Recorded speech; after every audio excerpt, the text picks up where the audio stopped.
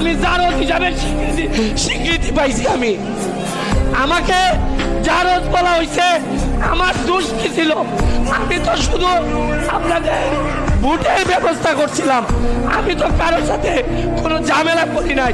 তারপরে আমারে বলা হয়েছে আমি জারদ, আমার সাথে যারা থাকে এরা নাকি বেতন পায়। আমি আমি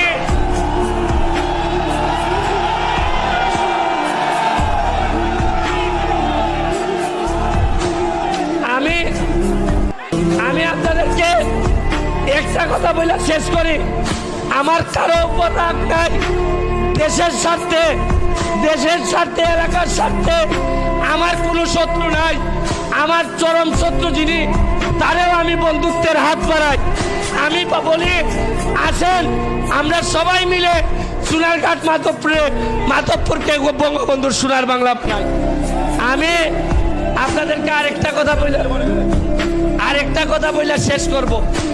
আগামী 7 তারিখ সকালবেলা আপনারা যাবেন ভোট দিতে গিয়া আপনারা ব্যালটটা পাওয়ার পর, এই বন্ধ করো, ব্যালটটা পাওয়ার পর যখন ঈগল মার্কা থেকে সিল মারবার সময় আসবে, তখন সৃষ্টিকর্তা আমার আল্লাহ আপনাদের ভগবান সাক্ষী রেখে বলতেছি, যখন সিলটা মারবেন তখন আমার কথা মনে করবেন।